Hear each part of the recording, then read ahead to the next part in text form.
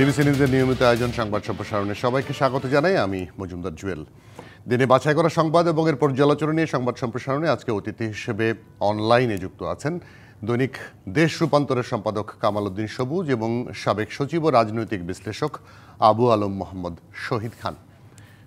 আবু আলম শহীদ খান আছেন, আমরা যুক্ত হবেন। দুজনকে স্বাগত জানিয়ে রাখি। আবু আলম মোহাম্মদ শহীদ খানকে দিয়ে শুরু করি আজকের অনুষ্ঠান। আজকে টিআইবির পর্যবেক্ষণটা আপনি যদি খেয়াল করে থাকেন, তাদের পর্যবেক্ষণ, তাদের গবেষণার রিপোর্ট পেশ করার সময় ইফতেখারুজ্জামান বলেছেন যে কর্তৃত্ববাদের অবসান করেছে গত 5ই অগাস্ট, কিন্তু এখনও পর্যন্ত কর্তৃত্ববাদী আচরণ পরিবর্তন হয়নি। পাশাপাশি ইনি এটিও বলেছেন যে অভ্যুত্থানে যারা নেতৃত্ব দিয়েছিলেন তারা চাঁদাবাজি, দখলবাজিতে জড়িয়ে পড়েছেন, যেটি আসলে দেশের জন্য ভালো হলো না। আপনার বিশ্লেষণ শুনবো। ওনার বিশ্লেষণ তো পুরোপুরি পরিষ্কার যে একটা কর্তৃত্ববাদ আমাদের উপরে চেপে বসেছিল। কেউ 10 বছর বলেন, কেউ 15 বছর বলেন, কেউ 17 বছর বলেন। সেই কর্তৃত্ববাদের এই যে 1 বছর পূর্তি হচ্ছে, কালকে হয়তো 1 বছর পূর্তি হয়ে যাবে, তো সেটার উচ্ছেদ হয়েছে। ফ্যাসিবাদ পালিয়ে গেছে, ফ্যাসিবাদী শাসনের অবসান ঘটেছে, ওই অর্থে যে একটি ফ্যাসিবাদী দল ক্ষমতায় ছিল তারা চলে গেছেন। কিন্তু তারপরে যে বিগত 12 মাস, 2 দিন বাকি আছে, বিগত 1 বছরে আমরা এই যে আচরণ, কর্তৃত্ববাদী আচরণ, এই আচরণ থেকে জাতি, দেশ মুক্ত হয়েছে কিনা, এটা একটা বড় প্রশ্ন। এই জন্য যে আমরা দেখি যে প্রশাসন ঠিকমতো চলছে না, অজবরল অবস্থা, যখন তখন ট্যাগিং করা হচ্ছে, পুলিশকে ঠিকমতো কাজে লাগানো হচ্ছে না। আপনি একটু আগে হেডলাইন পড়ছিলেন বোধহয়, সেখানে আমাদের স্বরাষ্ট্র উপদেষ্টা স্বীকার করেছেন যে আইন শৃঙ্খলা পরিস্থিতি খুব একটা বড় ধরনের উন্নতি তারা করতে পারেনি। এরপরে আপনি জুডিশিয়ারির কথা তো সবাই আলোচনা করছেন। ব্যারিস্টার সারা হোসেন কদিন আগে একটা আলোচনায় ছিলেন, সেখানে উনি বলেছেন যে একেবারে সর্বোচ্চ আদালতে, নিম্ন আদালতের কথা আমি যেতেই চাই না, সর্বোচ্চ আদালতেও আপনার কোনো আদেশ পাওয়াই কঠিন, রায় পাওয়া তো দূরের কথা।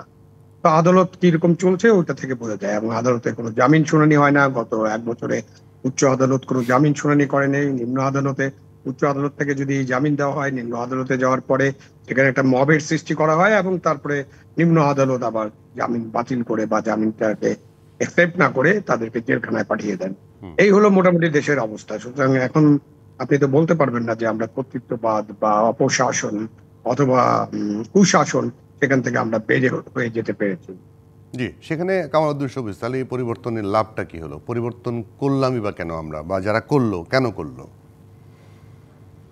এখানে আমি একটু ডিফার করবো। সেটা হচ্ছে যে আপনি 15-16 বছরের যে ফেসিবাদ ছিল, সেই ফেসিবাদ যদি আপনি মনে করেন যে, আমরা কেউ যদি মনে করি যে 1 বছরে সব ট্র্যাকে উঠে সব ঠিক হয়ে যাবে, সেটা কিন্তু সেই ভাবনা ঠিক নয়। আবার এটাও ঠিক যে গত 1 বছরে যে একটি পরিবর্তন আসলো, যেটা আগামীকাল 1 বছর পূর্তি হবে ফেসিবাদের বিদায়ের, যেটা জুলাই অভ্যুত্থানের যে বিজয়, সেটা আগামীকাল জুলাই ঘোষণাপত্রের মাধ্যমে মানে ঘোষণাপত্র ঘোষিত হবে আগামীকাল মালিক অ্যাভিনিউতে।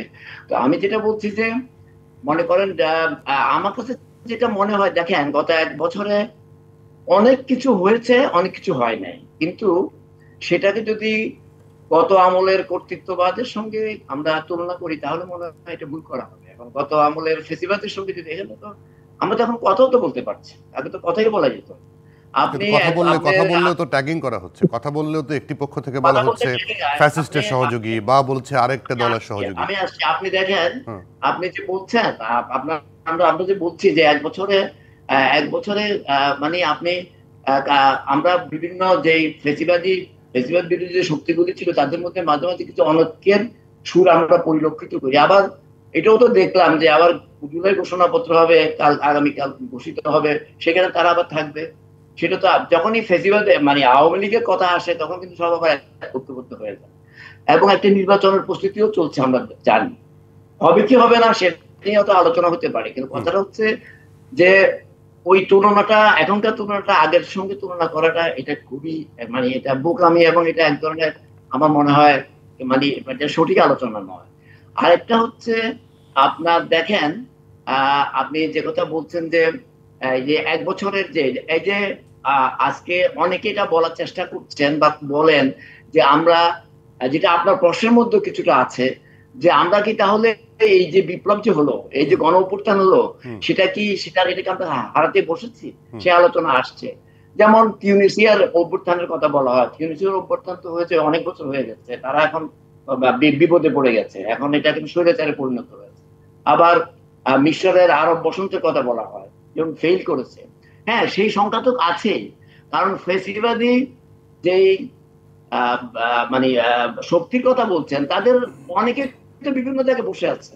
যে আজকে যে আমরা কিভাবে আজকে যে স্বরাষ্ট্রমন্ত্রী উপদেষ্টা বললেন আইন শৃঙ্খলার উন্নতি হয় নাই মানে আশানুরূপ ভাবে, আপনি দেখেন আইন শৃঙ্খলা রক্ষা বাহিনীর মধ্যে কত আমলের কত পার্সেন্ট লোক ওখানে এখনো বসে আছে, তারা যে সত্যি কি প্রজাতন্ত্রের কর্মচারী হিসাবে দায়িত্ব পালন করছে সেই প্রশ্ন তো আছে।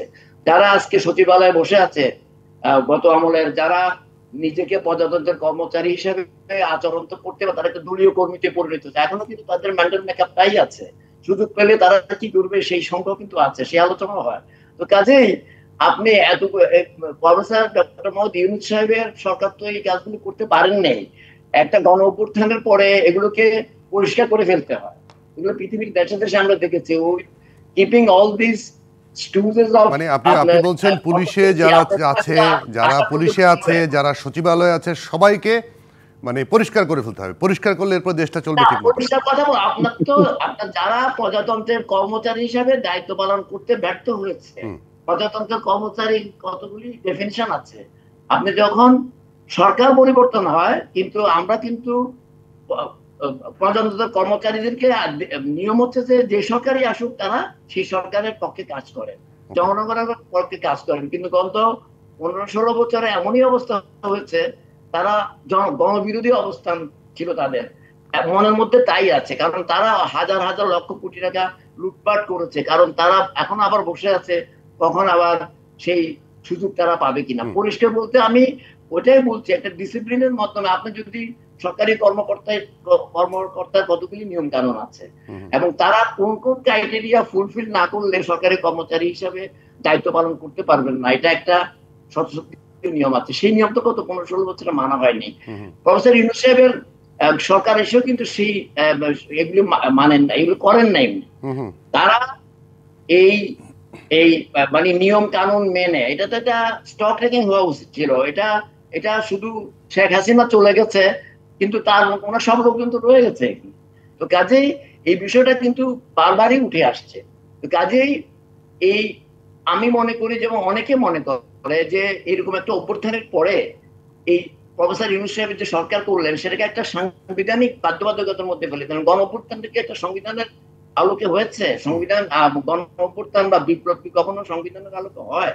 এরপরে যে সরকারটা হলো, প্রধান উপদেষ্টা বলে কোনো পদ কি সংবিধানে আছে? সেটাকে আবার আমরা সংবিধানের মধ্যেই নিয়ে গেছি। আমি এটা লম্বা আলোচনা, আমার কথাটা হচ্ছে যে এই সরকারের মধ্যে মানে আপনি বলতে চাচ্ছেন সরকারের মধ্যে পুলিশের মধ্যে লুকিয়ে থাকা ফ্যাসিস্টদের সহযোগীদের কারণে সরকার কাজ করতে পারছে না, তাদের সবাইকে যারা সহযোগী ছিল তারা নিশ্চয়ই প্রতিনিয়ত ডিস্টার্ব করছে। এবং প্রফেসর ডক্টর মোহাম্মদ ইউনূস সাহেব যে কাজগুলি আরো শক্ত হাতে করা উচিত ছিল, কেন করতে পারে নাই সেটা সেই জায়গাটা আবু আলম শহীদ খান, আপনি কি এটার সঙ্গে একমত হবেন? ধরেন আপনার সরকার যে আছে, আপনি সচিব, আপনাকে যে সরকার নির্দেশ দেবে সেটি তো আপনি পালন করতে বাধ্য, সেটি না করে কাজ করলেন না, সরকার তো আপনার বিরুদ্ধে ব্যবস্থা নেওয়ার কথা। ব্যবস্থা নেওয়ার তো সুযোগ আছে, কথা তো বটেই, ব্যবস্থা তো নিতেই পারে।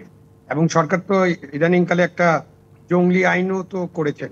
সরকারি কর্মচারী যে আইনটা আছে সেখানে একটা 1979 সালের যে একটা মার্শাল অর্ডিন্যান্স ছিল, সেটা সরকার এই আইনের মধ্যে ঢুকিয়ে ফেলেছেন এবং এটা পাশও করে ফেলেছেন। সুতরাং উনি কিছু করতে পারছেন না, কারো বিরুদ্ধে ব্যবস্থা নিতে পারছেন না, এটা তো একটা অজুহাত। এরকম অজুহাত দিয়ে তো হবে না।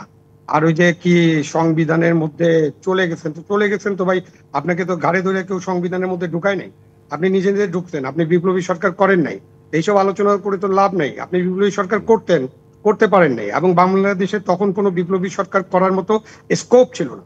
যে সরকার নিয়ে আলোচনা হচ্ছিল প্রথম দিকে সেটা হলো একটা জাতীয় সরকার, এবং বিএনপি পরিষ্কারভাবে জানিয়েছে তারা জাতীয় সরকারে অংশগ্রহণ করবে না, তারা নির্বাচনের জন্য একটা অন্তর্বর্তীকালীন সরকার চায়।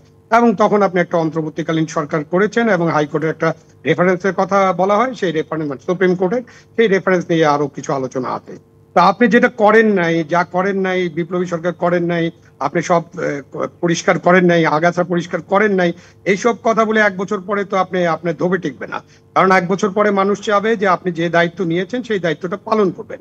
আপনি দায়িত্ব নিয়েছেন, তো আপনি গত বছর 8ই আগস্ট দায়িত্ব নিয়েছিলেন, দায়িত্ব নেওয়ার পরে এখন 1 বছর হয়ে যাচ্ছে, আপনি দায়িত্বটা কিভাবে পালন করতেন মানুষ তো এটা শুনতে চাইবে না। এখন আমরা ডক্টর ইউনূস সাহেবকে সহায়তা করার জন্য বলতে পারি, হ্যাঁ ভাই ইউনূস সাহেব তো খুবই ভালো মানুষ, উনি ঠিক মতো দেশটা চালাতে চায়, এই ফেসিবাদের দোসররা আছে তারা দেশটাকে তাকে চালাতে দিচ্ছে না। এইটা তো ভাই ধোবে টিকবে না, এটা কোনো যুক্তি হলো না। আপনি দায়িত্ব নিয়েছেন, আপনি দায়িত্ব পালন করেন, দায়িত্ব পালন করে দেখান। আপনি কি সচিবদের অনেকেই জেলখানে আছে না, রাজনৈতিক নেতাদের অনেকেই জেলখানে আছে না, তাদের তো জামিন শুনানিও হয় না 1 বছরে, যেটা একটু আগে বললাম যে বিচারালয়ের যে অবস্থা। তা আপনি চাকরি খেয়েছেন না, আপনি অনেককে চাকরি খেয়েছেন, অনেককে বিদায় করেছেন, অনেককে ওএসডি করেছেন, আপনি তো অ্যাকশনে আছেন। তারপরে আপনি বলছেন যে ও এখানে সব ফেসিবাদের দোসররা বসে আছে। নো, ফেসিবাদের দোসর টোসর কেউ বসে নেই, আপনি চালাইতে পারেন না সেটা বলেন আগে, ভাই আমি চালাইতে পারতেছি না, কোথায় ফেসিবাদের দোসর দেখায় দেন তো আমাকে, যে অমুকে ফেসিবাদের দোসর, তার জন্য এই জিনিসটা ইউনূস সাহেব চাওয়ার পরে হয়নি। এরকম কোন ঘটনা ঘটছে, এরকম একটা প্রমাণ আছে? কেউ কি এরকম একটা প্রমাণ দিতে পারবে? ইউনূস গভর্নমেন্ট, পুরো গভর্নমেন্ট এরকম প্রমাণ দিতে পারবে? স্বরাষ্ট্র উপদেশ এটা বলতে পারবে যে ওই এসপির জন্য, ওই ওসির জন্য, বা ওই এডিসির জন্য, বা ওই এডিশনাল আইজির জন্য আমি আমার কাজ করতে পারছি না? ব্যক্তিগতভাবে বলুক, এবং যাদের বিরুদ্ধে আপনি ব্যবস্থা নেওয়ার কথা ব্যবস্থা নেবেন, নিয়ে আপনি কাজটা করবেন, কাজটা করেন। আপনি এখন নির্বাচন নিয়ে সংকট, নির্বাচন নিয়ে সন্দেহ, অবিশ্বাস, নির্বাচন কবে হবে এটা মানুষ বুঝতে পারছে না।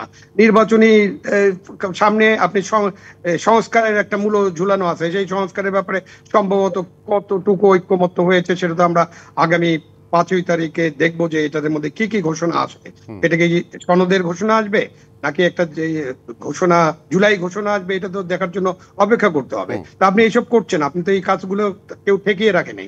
পাশাপাশি আপনার যে সরকারের দায়িত্ব নিলে আপনার যে নিয়মিত কাজ, প্রতিদিনের কাজ, সেই কাজগুলো তো ঠিক মতো করতে হবে। প্রতিদিনের কাজ হলো আইন শৃঙ্খলা পরিস্থিতি ঠিক রাখা, এটার উন্নতি করা। প্রতিদিনের কাজ হলো দ্রব্যমূল্য নিয়ন্ত্রণ করা, এটাকে জনগণের নাগালের মধ্যে রাখা। প্রতিদিনের কাজ হলো আপনার কর্মসংস্থান সৃষ্টি করা, সেখানে আপনি 30 লক্ষর বেশি এখন বেকার হয়ে গেছে। তো এই যে মূল্য বৃদ্ধি ঠেকাতে পারবো না, মূল্য বৃদ্ধি হয়তো সেরকম আকাশচুম্বী হয়নি, আবার কারো কারোর জন্য খুবই কষ্ট। তো এই নানান যে সংকট, সেই সংকটের সময় সরকার যে কাজ করবে, এই কাজে কে বাধা দিচ্ছে, কে বাধা দিয়েছে? আমি তো কোনো বাধা দেওয়ার মতো কোনো লোককে এখন পর্যন্ত আইডেন্টিফাই করেনি সরকার। আমরা শুধু একটা বয়ান দেই, পয়েন্টে কি ও ফেসিবাদের দোসররা বসে আছে। ফেসিবাদের দোসর, আপনি যদি সরকারি চাকরির কথা বলেন, আমি এখনই শেষ করছি, আপনি যদি সরকারি চাকরি করার কথা বলেন, 30 থেকে 35 বছর চাকরি করে একজন সরকারি কর্মচারী, 30 থেকে 35 বছর, আপনি 30 বছর ধরেন না, 30 বছর আগে, আজকে 24 সালে 30 বছর আগে ব্যাক ক্যালকুলেশন করেন, তারা কখন তাদের রিক্রুটমেন্ট হয়েছিল? সব কি শেখ হাসিনার এই গত 10 বছরে রিক্রুট হয়েছে? শেখ হাসিনার সরকারও তো 14 সালের আগ পর্যন্ত সরকার পরিচালনায় তাদের ব্যাপারে অনেক কথা বলতে পারেন, আবার অনেক তাদের সুনামও করতে পারেন। আপনি 14 সালের পরে যখন তত্ত্বাবধায়ক সরকার বাতিল করা হয়েছে, তারপর থেকে আপনি এই যে আমাদের সরকারি কর্মচারীরা গৃহকর্মীর মতো আচরণ করছে, ডোমেস্টিক সার্ভেন্ট হয়ে গেছে, দলীয়করণ হয়েছে, এসব হয়েছে। বাট তার আগের অনেক লোক আছে না, আপনি এখন অনেককে প্রমোশন দিয়েছেন না, অনেককে চুক্তিভিত্তিক নিয়োগ দিয়েছেন না, আপনি তো ব্যবস্থা করেছেন।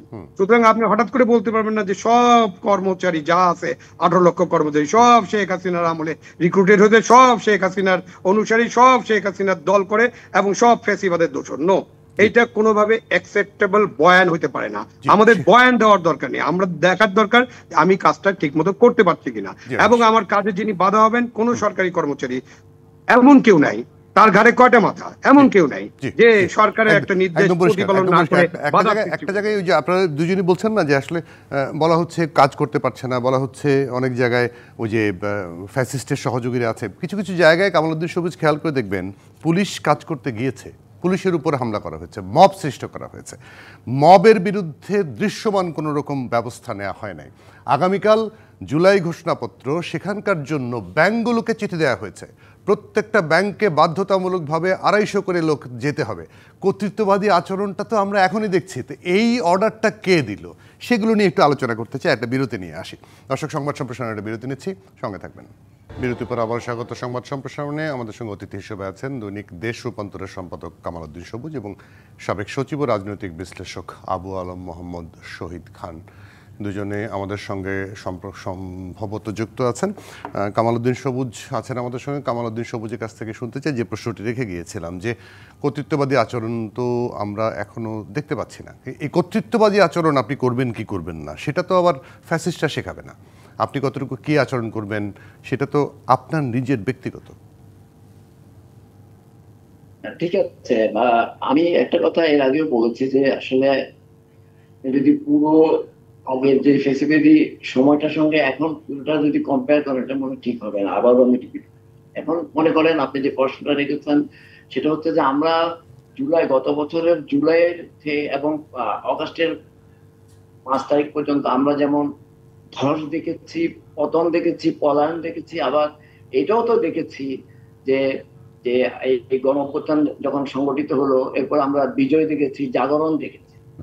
সেই জাগরণের অংশ হিসাবে অনেকে যে কথাটা আপনি প্রশ্ন করেছিলেন যে বিরতির আগে, যে মানে যে ব্যাংকের ওরা কেন যাবে, সত্য এটা জাগরণের অংশ হিসেবে যেতে পারে, যেহেতু একটা অভ্যুত্থানের 1 বছর পূর্তিতে অনেকে এটা মানে না না, এটা তো ব্যক্তিগত চয়েস।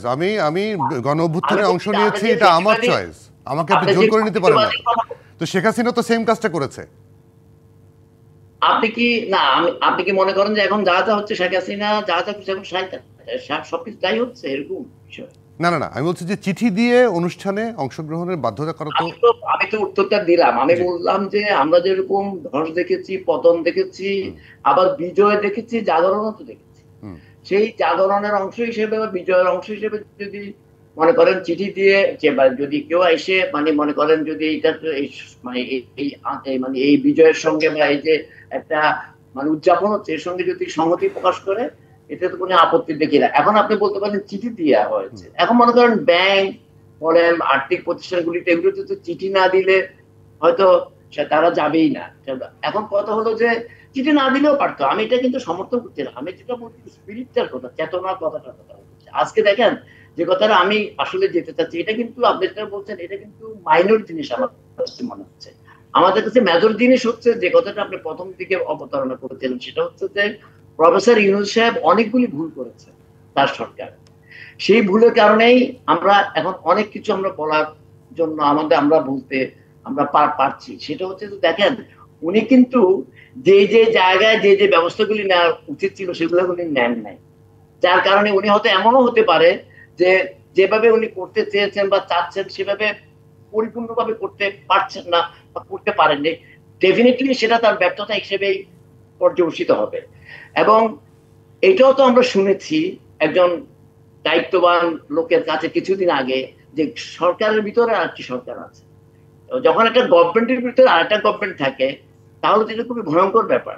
তারা কোন পক্ষে কাজ করছে? আপনার একজন যিনি বসে থাকেন মাথার উপরে, উনি যদি তার টিম যদি ঠিক না থাকে, তার যদি মানে যারা যে অ্যাপারেটাস গুলি থাকে প্রশাসন থেকে শুরু করে আইন শৃঙ্খলা, যেগুলো যদি এগুলোর মধ্যে যদি ঝামেলা থাকে, যেটা আমি বারবার বলছি, তাহলে এই ব্যত্যয় কিন্তু ঘটবে কিন্তু। এবং সেটার অনেক কিছু আমরা দেখতে পাচ্ছি। এবং সেই দায়িত্ব সেই দায় প্রফেসর ডক্টর মোহাম্মদ ইউনূস সাহেবকে নিতে হবে, নিচ্ছেন। এটাতে উনি যিনি আমার যে মানে সমালোচক বলছিলেন, হ্যাঁ ঠিক আছে, কিন্তু আমার কথা হচ্ছে যে উনি, আমার কাছে মনে হয় নাই যে উনি যেভাবে কাজ করা উচিত ছিল সেভাবে করতে পেরেছেন। আজকে যদি যে কথা আসছে মানে আপনার বিপ্লবী সরকার না, একটা জাতীয় সরকার হলেও আমার মনে হয় অনেক সমস্যার সমাধান। কারণ আমি বারবারই একটা কথা বলার চেষ্টা করছি যে 16-17 বছরে আমাদের যে সমস্যাটা হয়েছে, আমাদের সরকারি কর্মচারীরা অনেকের ক্ষেত্রে তারা দলীয় কর্মীতে পরিণত হয়েছে। তাদেরকে আপনি কারেকশন করতে পারবেন না, কারণ আমরা দেখেছি তো পারা সম্ভব না। এটা আমাদের এই জাতির জন্য দুর্ভাগ্য।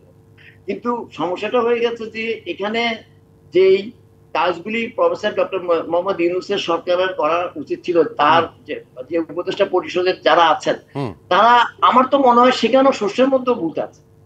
এমন ডিভাস্টেটের কাজও থাকতে পারে। আমার তো মনে হয় না উনি খুব একক নেতৃত্বে উনি দেশটা পরিচালনা করতে পেরেছেন বলে আমার কাছে মনে হয়। জি, একদম একদম পরিষ্কার। সে জায়গাটা আবু আলম মোহাম্মদ শহীদ খান, আমি ওই জায়গাটাই আসতে চাই যে মব টপ থেকে শুরু করে আইনশৃঙ্খলা পরিস্থিতি শক্ত হাতে দমন করা গেল না। এখন শেখ হাসিনাকে আমরা সব কিছু অবশ্যই দোষ করেছেন, উনি দোষারোপ করতেই হবে, ফ্যাসিস্ট আচরণ করেছেন, ফ্যাসিস্ট তাকে বলতেই হবে। কিন্তু এখন আপনি যারা গণ অভ্যুত্থানে নেতৃত্ব দিলেন তাদের ব্যাপারে আজকে টিআইবি যেটা বলছে সেটা নিয়ে আমরা ফোকাস করতে চাই যে সব জায়গাতে চাঁদাবাজি দখলবাজিতে জড়িয়ে পড়েছেন তারা। এটা আমি করব না, ওকে ট্রান্সফার করতে হবে, তাকে এখানে দিতে হবে, পরীক্ষা দেব না, পরীক্ষা না দিয়ে অটো পাস দিতে হবে। এইগুলো কোন ধরনের আচরণ ভাই? এটা কোন ধরনের আচরণ কি বলবেন আপনি? এই ধরনের আচরণ তো করার কথা নয়। তারা এত বড় একটা গণ অভ্যুত্থান করলেন এবং গণ অভ্যুত্থানের যারা শক্তি তাদের কাছে প্রত্যাশা কি ছিল, তাদের কাছে জনগণের আশা কি ছিল, বা জনগণ কি চেয়েছিল যে তারা এই ধরনের আচরণ করবেন না, কিন্তু তারা তো করছেন। এখন আপনি তাদেরকে কি বলবেন? তাদেরকে তো আপনার কিছু বলার নেই যে আপনার এই কাজটা কেন করতেছেন। এটা কি জবাব দেবে তারা? জবাব তো নাই তাদের কাছে। জব না থাকলে আপনি জব নাই। এখন তারা এটা করছেন এই যে সরকারের ভিতর সরকার, যিনি বলছেন তার সাথে আলোচনা করুক না ইউনূস সাহেব। সরকারের বিরুদ্ধে সরকার বলতে উনি কি বুঝাইছেন? সরকারের বিরুদ্ধে সরকার মানে আমি যতটুকু বুঝছি সেটা এই যে গণকর্মচারীদের উনি বুঝান নাই। উনি বুঝিয়েছেন যে সরকারের যে উপদেষ্টা মন্ডলী আছে বা সরকারকে যারা পরিচালনা করছে, আমরা তো জানি যে কারা সরকারের উপরে প্রেসার এক্সার্ট করতে পারে। আমরা তো একটা দলকে দেখছি যার রেজিস্ট্রেশন নেই, তারপরেও তারা সরকারের উপর কতটা প্রভাব বিস্তার করে। তাদেরকে জামাত বিএনপি কে যখন ডাকা হয় বা বিএনপি জামাতকে যখন ডাকা হয়, সিরিয়াল ঠিক করে দিলাম, ইফতেখারুজ্জামান কিন্তু আজকে তাদেরকে কিংস পার্টি হিসেবে উল্লেখ করেছেন। কিংস পার্টি তো বলার প্রয়োজনই হয় না। তাদের সাথে সরকারের যা আচরণ, এবং ইউনূস সাহেব যেহেতু ছাত্রদেরকে একটা দল করার ব্যাপারে উৎসাহিত করেছেন ডাভোসে, তার ওইখানকার বক্তৃতা থেকে এবং তারপরে তার আল জাজিরা ইন্টারভিউ, বিবিসির সাথে ইন্টারভিউ, সব বিষয়ে তো উনি এই ছাত্রদের একটা নতুন দলকে করার ব্যাপারে উৎসাহিত করেছেন, সমর্থন করেছেন। এবং এরপরে আমরা সরকারের আচরণ যা দেখেছি, পরিষ্কার আচরণ দেখেছি। তাদের যে প্রোটোকল, তাদের যে সুরক্ষার ব্যবস্থা, ডগ স্কোয়াড দিয়ে তাদের যে সব জায়গায় যান সেটা তল্লাশি করা হয়। একমাত্র ভিভিআইপি, দেশের প্রধানমন্ত্রী, প্রধান উপদেষ্টা, রাষ্ট্রপতি, তারা ডগ স্কোয়াড কখনো ব্যবহার করে না। এয়ারপোর্টে ব্যবহার করতে পারেন আপনি অনেক ক্রাইম ধরার জন্য। তো সেই সব মিলিয়ে তাদেরকে যেভাবে রক্ষা করা হয়, সুরক্ষা দেয়, তাদের লোক থাকে 1000 জন, পুলিশ থাকে 7000 জন, এরকম অবস্থা। এইসবের পরে তাদেরকে যে কিংস পার্টি বলেছেন, ভালোই তো বলেছেন। কিংস পার্টি না, তারা এই সরকারি পার্টি, তাদেরকে সরকারি দল বলেন। এই কিংস পার্টি এইসব বিশেষণে বিষয়ায়িত করে লাভ নেই। এই বয়ান ছেড়ে দিই আমরা। একজন উপদেষ্টা বলেও ফেলেছিলেন সরকারি দল, একজন উপদেষ্টা বলে ফেলেছেন তারা সরকারে থাকলে তাহলে সরকারের মধ্যে সরকার মানে তারাই সরকার। তারা ওই যে আপনি একটু আগে যা বললেন, তারা বলবে যে অমুককে অমুকখানে ট্রান্সফার করতে হবে, তাকে এখানে পোস্টিং করতে হবে। এবং আমরা এই অভ্যুত্থানের পরে কি দেখলাম? আমরা শিক্ষা প্রতিষ্ঠানগুলো কিভাবে দখল হতে দেখেছি না আমরা আমাদের, আপনারা যে জার্নালিস্ট আছেন আমাদের সাথে, আপনি একজন সংবাদ মাধ্যমে আছেন, আপনারা জানেন না আপনাদের সংবাদ মাধ্যমে কি হচ্ছে, কিভাবে দখল হয়েছে বা কিভাবে চাপ সৃষ্টি করা হয়েছে। আমাদের এই স্কুল কলেজে ঢুকে আমাদের প্রিন্সিপাল, আমাদের শিক্ষকদেরকে কিভাবে অপমান করা হয়েছে, কিভাবে জুতার মালা গলায় দেওয়া হয়েছে, বিশিষ্ট নাগরিকদের দেওয়া হয়েছে। আপনি বিচার করেন না। আপনি বিচার করতে কোনো অসুবিধা নেই। আপনি অন্যায় করছে, অন্যায্য কাজ করছে, অপরাধ করেছে, দুর্নীতি করেছে, দলবাজি করছে, আপনি বিচার করেন। আপনি মবের হাতে পুরো দেশটাকে ছেড়ে দিলেন এবং মবের বিরুদ্ধে কোনো ব্যবস্থা নেন না। আপনি একটু আগে বললেন না, মবের বিরুদ্ধে ব্যবস্থা নিলে তো পুলিশই ট্রান্সফার হয়ে যায়। পটিয়াতে কি ঘটলো? পটিয়াতে কি আপনি সুরক্ষা দিতে পারলেন? তখন আপনি বললেন ও ফেসিবাদের দোষর। এইসব বলে তো, এই জন্য আমি বলছি বয়ান দেওয়ার দরকার নেই। বয়ান শুনতে আমার বয়সটা একটু বেশি 71 হয়ে গেছে, আপনাদের অনেক কাছাকাছি হতে পারে, বাট আমি তো বয়ান শুনতে টায়ার্ড। এই যে এখন যে ব্যাংকের কর্মচারীদেরকে বলা হলো তাদেরকে হাজিরা দিতে হবে এই জায়গাটায়, এই ছুটির দিন, তাদের কি জন্য হাজিরা দিবে, কি জন্য? এটা তো আমি 1975 সালে বাকশাল হওয়ার সময় আগস্ট মাসে দেখেছিলাম। তখন আমি বঙ্গবন্ধুর এগেনস্টে একটা রাজনৈতিক দলের সাথে কর্মী ছিলাম এবং আমরা তার বিরুদ্ধে অনেক আন্দোলন, সংগ্রাম, যুদ্ধ পর্যন্ত করার চেষ্টা করেছিলাম। তখন দেখিনি আমরা দলে চিঠি দিয়ে সবাইকে হাজির হওয়ার জন্য বলা হয়েছিল, নির্দেশ দেওয়া হয়েছিল।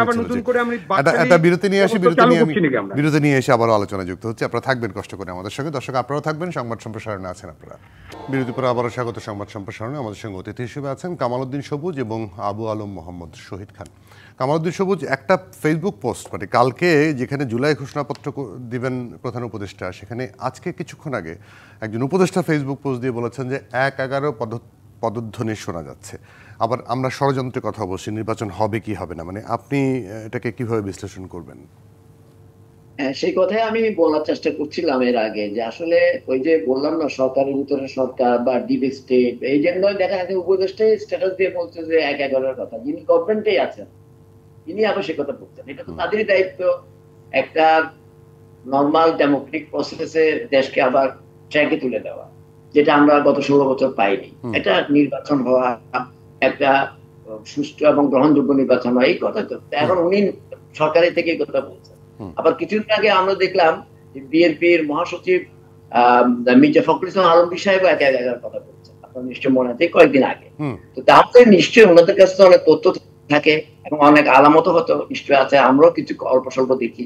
তো এই যে বিষয়গুলো, যে কথাটা আমি বারবার বলার চেষ্টা করছি, যে এই গণঅভ্যুত্থানের মধ্যে দিয়ে যে সরকারটা প্রতিষ্ঠিত হলো, যে বাংলাদেশের বেশিরভাগ লোক যেটাকে সমর্থন দিল প্রত্যক্ষ এবং পরোক্ষভাবে, সেই স্বপ্নভঙ্গের কোনো আলামত দেখা যাচ্ছে কিনা? হ্যাঁ, কিছু আলামত দেখা যাচ্ছে, কারণ আজকে এখনো দেখেন নির্বাচনের ব্যাপারে সকল প্রস্তুতি সম্পন্ন করার কথা কিন্তু ডক্টর মোহাম্মদ ইউনূস সাহেব ডিসেম্বরের মধ্যে আইন শৃঙ্খলা রক্ষা বাহিনীকে নির্দেশ দিয়েছেন।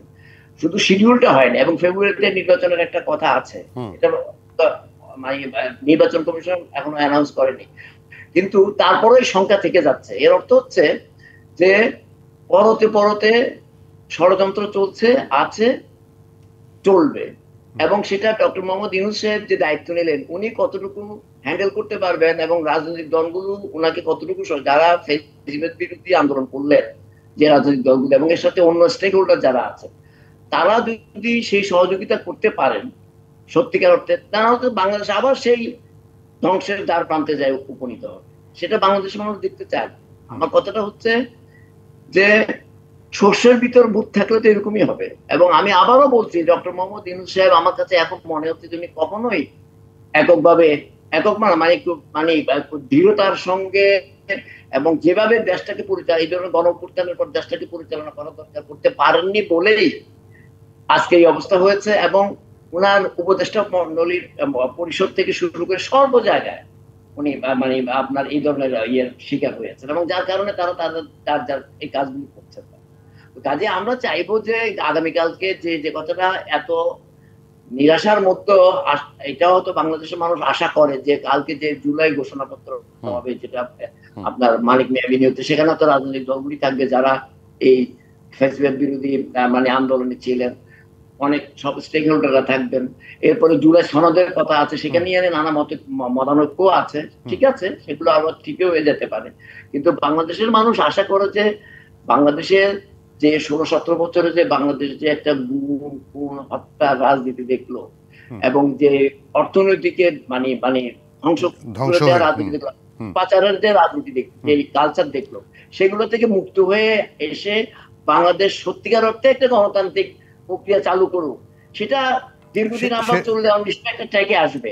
কিন্তু আবার যদি আমরা সেই একই জায়গায় ঘুরে যায় তাহলে আর তো হলো না কিছু, যদি আবার জায়গায় চলে যায় তাহলে তো কোনো লাভ। বারবারই বাংলাদেশের মানুষ কত রক্ত দিবে, সে মানুষ কতবার এই টেস্ট কেস ফেস করবে। জি, আবু আলম শহীদ খান, আবু আলম শহীদ, সেই জায়গাটা ওই যেটা কামাল উদ্দিন সবুজ বলছেন যে গণতান্ত্রিক একটা জায়গায় একটা নির্বাচনের জন্য তো এতদিন ফাইট, বিএনপি তো ১৭-১৬ বছর ধরে ফাইট করছে একটা সুষ্ঠু নির্বাচনের জন্য, সেই জায়গায় না গিয়ে অন্যদিকে এসব কারণেই কি ষড়যন্ত্রের গন্ধটা বেশি হয়? একজন উপদেষ্টাকেও লিখতে হয় ১-১১ পদধ্বনি শোনা যাচ্ছে। দেখেন, উপদেষ্টাদের এই ফেসবুক পোস্টিং নিয়ে কথা না বলেই ভালো। প্রথম দেখলাম বাংলাদেশের ৫৪ বছর যে পাকিস্তানের যদি ৭৫ বছরও ধরেন, যে ফেসবুক পোস্টিং এবং মধ্যরাত্রে পোস্টিং দিয়ে সরকার চলে, যে আপনার পরীক্ষা হবে না এটা রাত ৩:৩০টায় ফেসবুকে ঘোষণা করতে হয়। আপনি ফেসবুকে বলছেন ১-১১ পদধ্বনি শুনতে পাচ্ছেন, এবং উনি একজন উপদেষ্টা পরিষদে, তো আপনি পদধ্বনি শুনবেন কেন? পদধ্বনি আপনি শোনার আগেই তো এটা বন্ধ করবেন, এটাই তো আপনাদের কাজ। আমি ডক্টর ইউনূস যে সরকার চালাতে পারছেন না বা উনার পুরো কন্ট্রোল নেই এরকম আমি মনে করি না। আমি মনে করি ফুল কন্ট্রোল ডক্টর ইউনূসের হাতে, নোবেল লরেট, উনি যেভাবে চাচ্ছেন সেইভাবেই দেশ চলছে, এবং উনার চাওয়ার মধ্যেই দেশটা চলছে, এটা আমি মনে করি। এবং আমি মনে করি খুবই মেটিকুলাসলি চিন্তা ভাবনা করে এই দেশটা চালানো হচ্ছে, এবং সেটার মধ্যে কি কি চিন্তা আছে, কি করতে চান, লিবারেল ডেমোক্রেটিক বাংলাদেশ থাকবে কিনা, বাংলাদেশের আমরা মানবিক গণতান্ত্রিক বাংলাদেশ চাই কিনা, আমরা বহুত্ববাদ চাই কিনা, এই সমস্ত বিষয়ে আলাপ আলোচনা করে একটা সিদ্ধান্তে যাওয়ার বিষয় আছে। তো সেইখানে নিশ্চয়ই আমরা পৌঁছানোর চেষ্টা করছি। আমরা অন্য কিছু চেতে পারে অন্য লোকেরা, কেউ কেউ তো এটা ইসলামিক রিপাবলিক হয়ে যাক সেটা চায়, কারো কারো আকাঙ্ক্ষা আছে, স্বপ্ন আছে যে এটাকে আমরা ইয়াতে করে ফেলি না, আইএস করে ফেলতে পারি কিনা, আফগানিস্তানের মতো তালেবান শাসন করতে পারি কিনা, খেলাফত ফিরিয়ে আনতে পারি কিনা, এসব তো আমরা দেখছি। তো সুতরাং ওই ১-১১ পদধ্বনি না, আমি তো অন্য পদধ্বনি দেখছি যে বাংলাদেশটা যে আমাদের মুক্তিযুদ্ধের মধ্য দিয়ে যে আমরা সবাই মিলে যে একটা বাংলাদেশ চাই, লিবারেল ডেমোক্রেটিক বাংলাদেশ, এবং একটা ভালো নির্বাচনের মধ্য দিয়ে সরকারের পরিবর্তন এবং জনগণের কাছে দায়িত্ব দেওয়া যে তারাই ঠিক করবেন যে সরকারের তারা কাদেরকে পছন্দ করবেন। এই যে একটা নির্বাচন, এই নির্বাচন নিয়ে আশাবাদী হওয়ার তো কোনো কারণ নাই। আপনি এখনো 4টা ডেট আছে নির্বাচনের, অল্প কিছু সংস্কার হলে ডিসেম্বর, যেটা কিন্তু হয়ে গেছে, অল্প কিছুর বেশি সংস্কার হয়ে গেছে। তো ডক্টর ইউনূস সাহেব যেটা বলেছিলেন সেটা উনি প্রতিপালন করতে চান কিনা সেটা উনার ব্যাপার, উনাকে কেউ এই ব্যাপারে বাধ্য করছে না, উনি নিজেই সিদ্ধান্ত নিচ্ছেন। তারপরে লন্ডন বৈঠকের পরে উনি একটা বললেন যে ফেব্রুয়ারিতেও নির্বাচন হতে পারে যদি সম্পূর্ণ প্রস্তুতি গ্রহণ করা হয়, যদি, কিন্তু, বাট, এই শর্ত। এরপরে এপ্রিল একটা ডেট আছে, এরপরে তো আমাদের প্রেস উপদেষ্টা বলেছেন, ইউনূস সাহেবও বলেছেন 30শে জুনের পরে একদিনও নয়। তো 4টা আপনি ডেট হাজির করছেন। আপনি তো নির্বাচন নিয়ে আপনি সনদ ঘোষণা এইসব নিয়ে যত কথাবার্তা আমরা বলি, এবং আমাদের যে দৈনন্দিন রাষ্ট্রীয় কার্যক্রম ঠিকমতো চলছে না, আমাদের নানান ব্যর্থতা, এগুলো নিয়ে আমরা খুব বেশি আলোচনা করি না, অ্যাকশনে যাই না, কিন্তু নির্বাচনের ব্যাপারটা ঝুলে আছে। নির্বাচনের ব্যাপারটা পরিষ্কার করলে অনেক কিছুই, অনেক ষড়যন্ত্র বন্ধ হয়ে যাবে, তখন মানুষ নির্বাচন নিয়েই হয়তো ব্যস্ত হয়ে পড়বে। তারপরে ষড়যন্ত্র হবে, ষড়যন্ত্রের বাইরে তো কিছু না। ষড়যন্ত্র তত্ত্ব আছে, ষড়যন্ত্র আছে, যখন নিজের ব্যর্থতা থাকে তখন আবার একটা নতুন ষড়যন্ত্র আবিষ্কার করা, এগুলো হলো পৃথিবীর এখন গভর্নেন্সের নতুন বৈশিষ্ট্য, নিউ কালচার বলতে পারেন। যে পৃথিবীর যত গভর্নেন্স আছে, যত শাসনকর্তা আছে, যারাই শাসক, তারা নিজেদের ব্যর্থতা ঢাকার জন্য সবসময় ষড়যন্ত্র খুঁজে বেড়ায়, নতুন নতুন বয়ান সৃষ্টি করে, এবং নতুন নতুন ভাবে নতুন নতুন কার্যক্রম করে মানুষের দৃষ্টিটা ঘুরিয়ে ফেলার চেষ্টা করে। একটা ঘটনা ঘটলো, পরে 3 দিনের মধ্যে আরেকটা বড় ঘটনা বা ওই রকম টাইপের ঘটনা ঘটিয়ে আগের ঘটনাটাকে ভুলিয়ে দেওয়ার চেষ্টা করা হয়। এটা তো চলছে সারা পৃথিবী জুড়ে, কিন্তু বাংলাদেশের মানুষ, এই যে 1,500 মানুষ আমরা দাবি করি রক্ত দিয়েছে, যার 834 জনের তালিকা আমরা পেয়েছি, ওই তালিকাও আমরা এই 1 বছরে শেষ করতে পারিনি, সেটা খুব দুঃখজনক। আমরা আহতদের সুচিকিৎসার ব্যবস্থা করতে পারিনি, আহতদের সেইভাবে। কাবুল আলম শহীদ, সময় একদম শেষ, আর নিতে পারছি না। অনেক ধন্যবাদ, অনেক কৃতজ্ঞতা আপনাকে। কামাল উদ্দিন সবুজ, আপনাকে ধন্যবাদ আজকে সময় দেওয়ার জন্য। দর্শক, এই ছিল আজকের সংবাদ সম্প্রসারণে। ডিবিসির সঙ্গে থাকবেন।